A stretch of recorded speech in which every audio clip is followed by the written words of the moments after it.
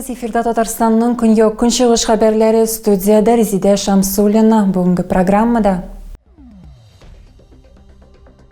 Әлмәте җиңүчеләр һәм тарихка яшьләр карашы әдәби бәйгеләренә нәтиҗә ясауга багышланган бүләкләү тантанасы булды.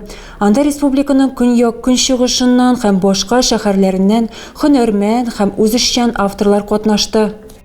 Яшьләргә тагын бер тапкыр көчнең бердәмлектә булуын искә төшерделәр. Луч яшүсмерләр клубында патриотик очрашу узды. Анда волонтерлар ясый торган эшләнмәләрнең барлык төрләрен диярлек тәкъдим иттеләр. Әлмәт районында беренче экоферма ачылды. Аның төп продукты йомырка. Әмма хуҗалык район халкын гына тәэмин итеп калмый. Фермада зур булмаган зоопарк оештырылган. Әлмәте җиңүчеләр һәм тарихка яшьләр карашы әдәби бәйгеләренә нәтиҗә ясауга багышланган бүләкләү тантанасы булды. Анда республиканың Көньяк Көнчыгышыннан һәм башка шәһәрләреннән һөнәрмән һәм үзешчән авторлар катнашты. Җиңүчеләрне бүләкләү автор җыры клубында үтте.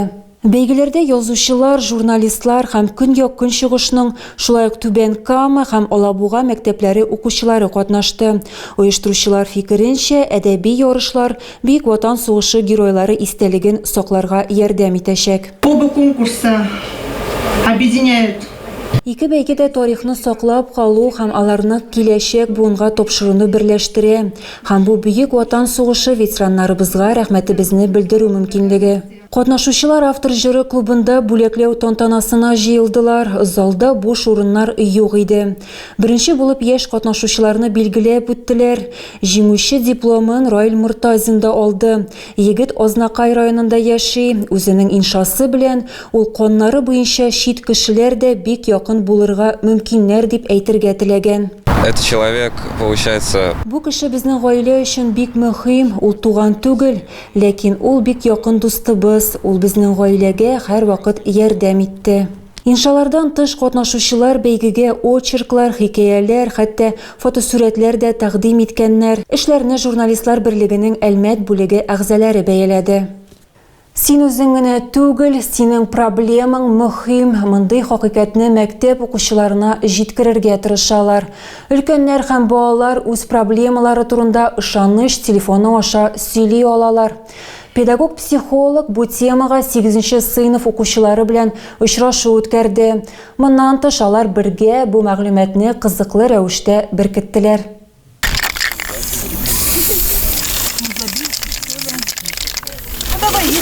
Һәр кем белергә тиешле номерны ачык кызыл төстә ясыйлар.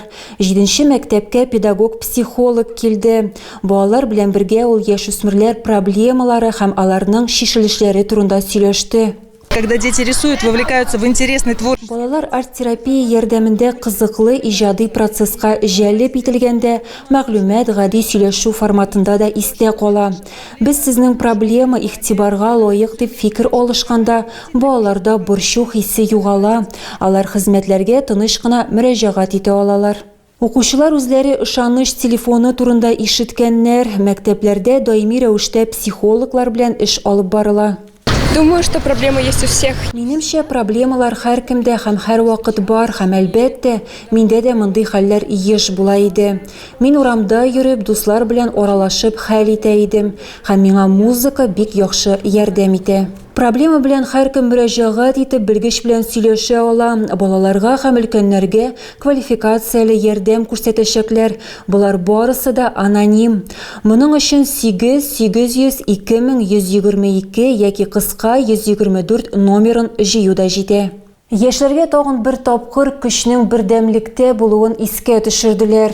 Луч яшүсмерләр клубында патриотик очрашу узды.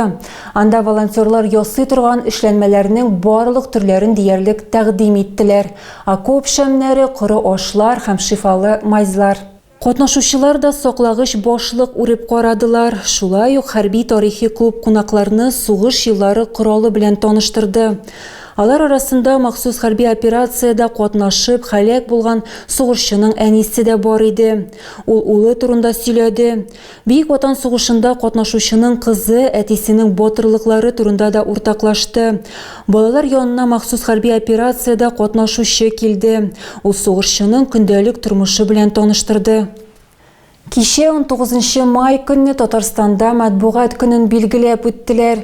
Знамя труда һәм әлмәт таңнары газеталары, редакцияләре, әлмәт журналистика ветераннарын котлап кайттылар. Ике басмада барлыгы 11 кеше исәпләнә.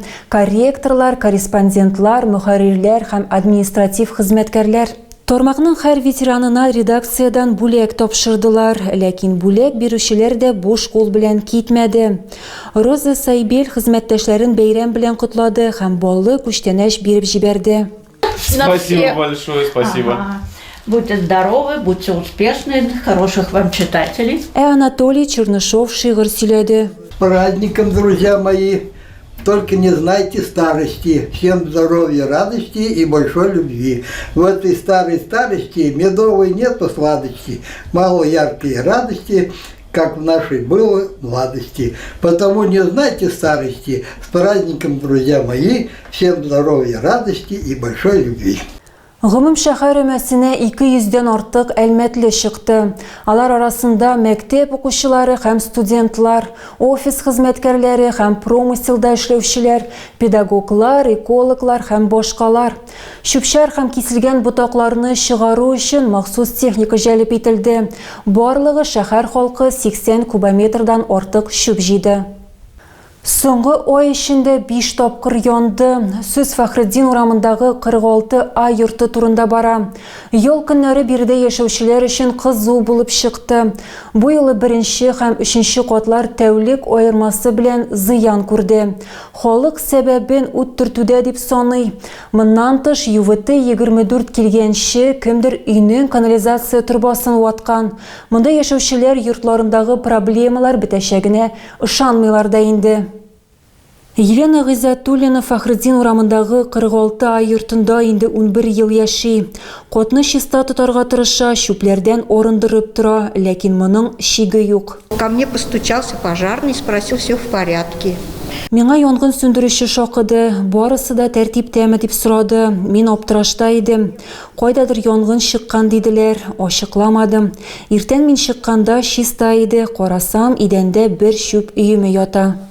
Янгынның сәбәбе шушы шүп өеме, бу беренче генә очрак түгел, монда еллар буе тупланган милек җитәрлек. Бер тәүлектән соң инде беренче катта да яңа янгын чыккан. Это 1:30, наверное, ночи. Я проснулась, вышла в коридор. Төнге беренче ярты тирәсе иде мөгаен. Мин коридорга чыктым. Төтен һәм бензин исе бар иде. Мин аска төштем. Анда миңа 3нче каттагы хатын-кыз һәм 4нче каттан ир-ат очрадылар. Без өчәүләп беренче катка төштек, ә монда шүп өеме яна иде. Соңгы айда бу йортта 5 янгын чыккан. Кайберләрен халык мөстәкыйль рәвештә сүндергән һәм хезмәтләр чакырмаган. Әйтерсең лә бу йорт көн саен яңа сынауларга дучар булып тора.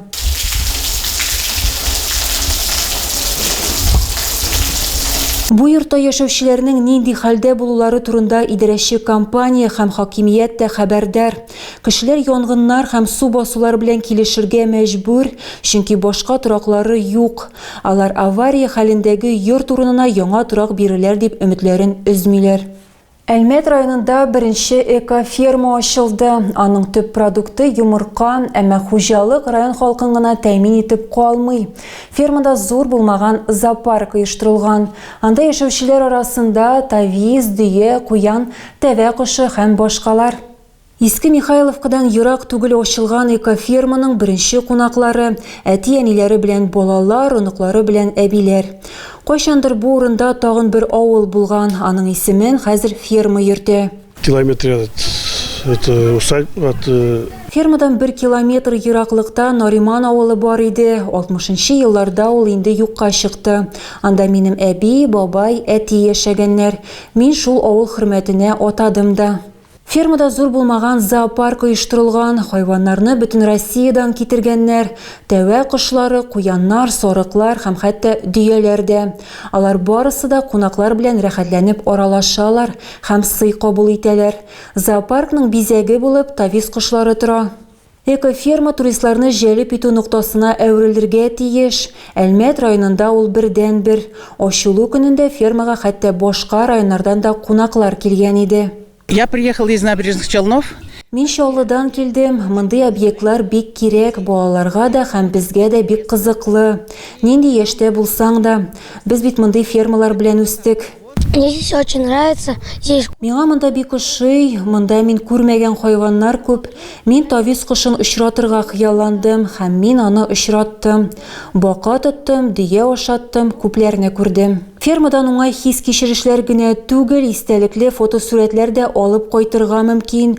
Моның өчен территориядә берничә фотозона оештырылган. Тагы да күбрәк яңалыклар һәм тапшырулар белән безнең сайтта таныша аласыз. Без социаль челтәрләрдә дә бар, хәбәрләр юллагыз. Бүгенгә менә шулар. Мин сезнең белән сау булашам. Исән-имин булыгыз.